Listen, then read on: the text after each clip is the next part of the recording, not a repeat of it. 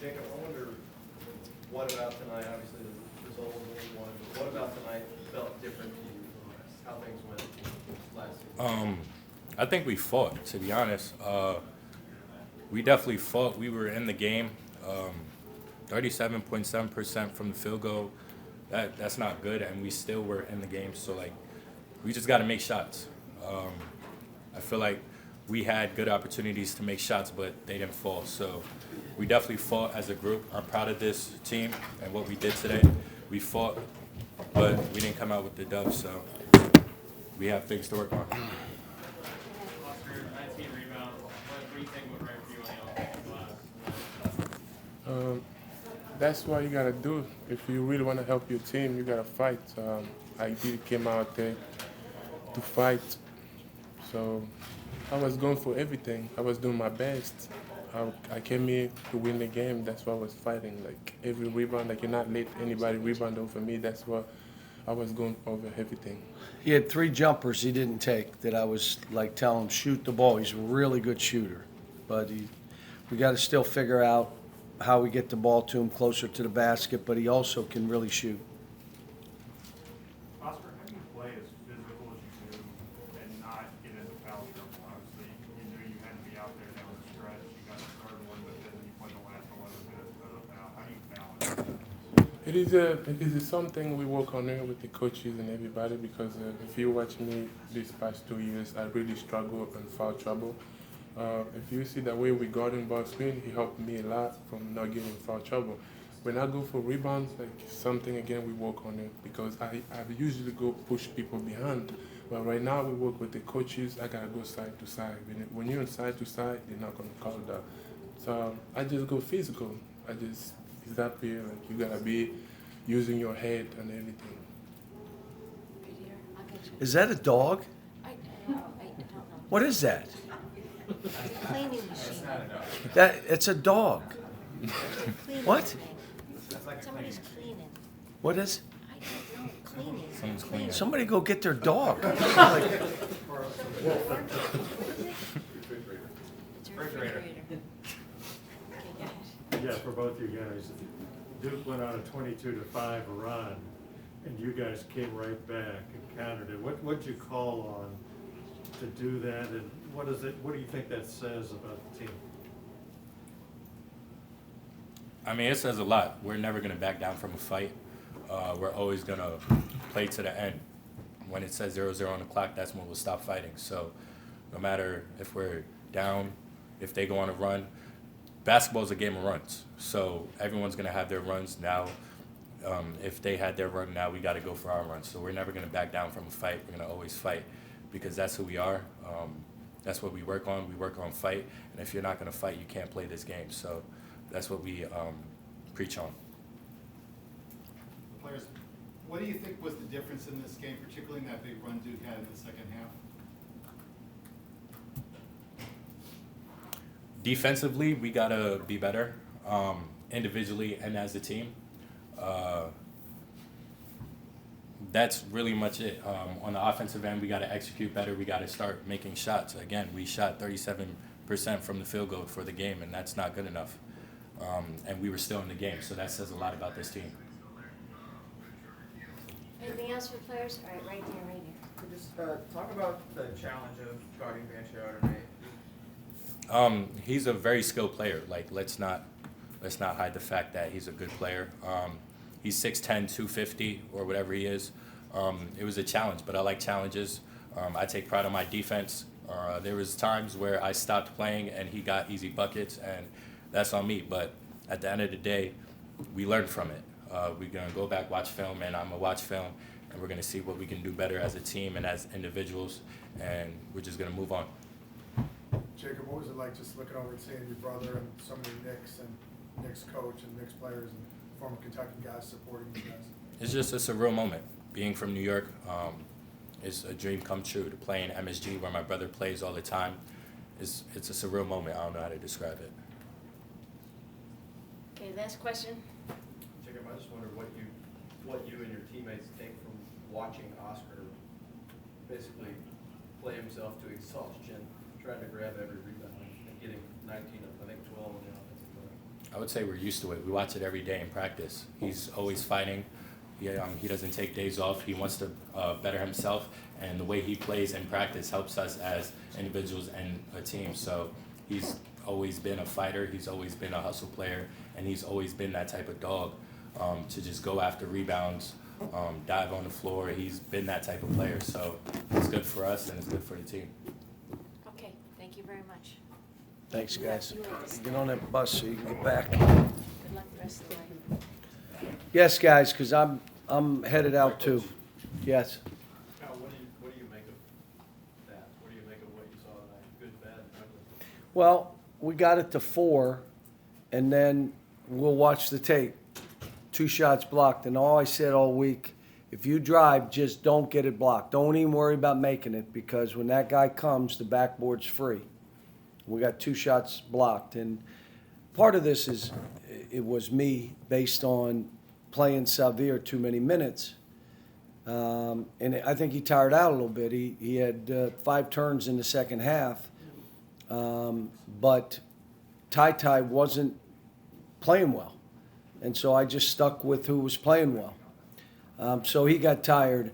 Tai played the way he did because we kind of wanted him to.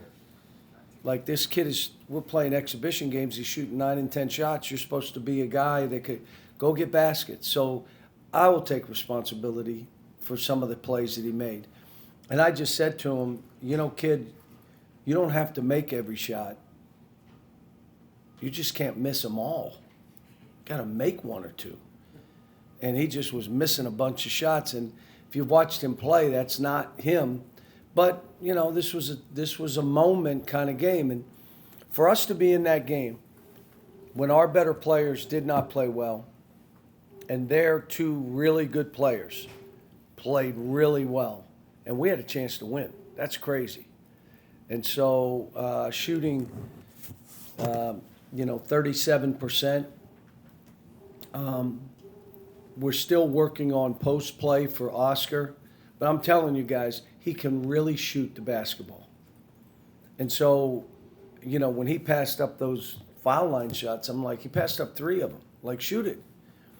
I thought Kellen played well. I thought Davion played well. The game was a funky game for Damian, but I think he'll be fine. We're gonna go 1, 2, 3, okay, and then we'll come back this way. Cal, I know that the turnovers were not in the second half, but just what was it like having somebody like Xavier run your team, especially since, Oh. Yeah. And he's in huddles talking. I mean, he's directing. He's taking, he's doing. Look, when you have a downhill runner, he's just got to get comfortable with our guys. And Oscar has never been. They've never thrown lobs to Oscar. Everything was a bounce and a mush, And now all of a sudden we're trying to get him. You notice he laid him in versus dunking it. So we got a lot of work to do. But you have to have a post presence if you're going to win. That's where you shoot a higher percentage. We missed a bunch of shots that I'm like, wow. But give Duke credit. I mean, they kept us in pick and rolls. And again, I should have gone to forcing down the sideline earlier than I did. Not our kid's fault. I told them after, that's on me. But I loved our fight. I loved our competitive spirit. And that's what our program has always been about. Now, some guys are going to step up. Like when you talk about, I'll just throw a few years ago. Tyler Hero, no one, he was a 4-star. He didn't play in a McDonald's game. Some of you guys, oh, we knew. What are you talking about? Keldon Johnson, we knew this, but all of a sudden, what did they do? Whoop. And then all of a sudden, we get a chance to win a national title. They weren't there early. This team has some guys. I don't know which guys will do it, but they got to step up. I said they got their 2 top 5 players played like top 5 players. Now, if you want to be them, then step your game up. I think we'll be able to do some of that, but it all starts with fight. I've got to do a better job in scheming defensively and what we're going to do. But like I said, I walk away. I wanted us to compete against ourselves and do stuff. We only had 13 turnovers. Like you think we had like 40 turnovers. We had 13. But we had 15 assists. And one kid had 7. Think about what that means. And he had a bunch of them late in the second half. So the dog's in that refrigerator, by the way. John, Keon played 16 minutes, 40 seconds. That's 11 minutes at minimum fewer than any other starter. He didn't have foul trouble for the entire game? He was struggling to guard Paolo. Okay, that's basically, I just wanted to get to, Yeah. It was purely a matchup deal. No, did you watch the game? I actually had to write off the first game in the first half. So There I you watched the go. second. So tell him what happened. Struggling to guard foul. Thanks, man. John, you've coached a lot of really good freshmen. Paulo? Really what do you- good. yeah, what do you Really think good. of him? He's really good. Great kid, great family. Really good. You can't. We had too much respect for him, and we backed away, and now he shoots.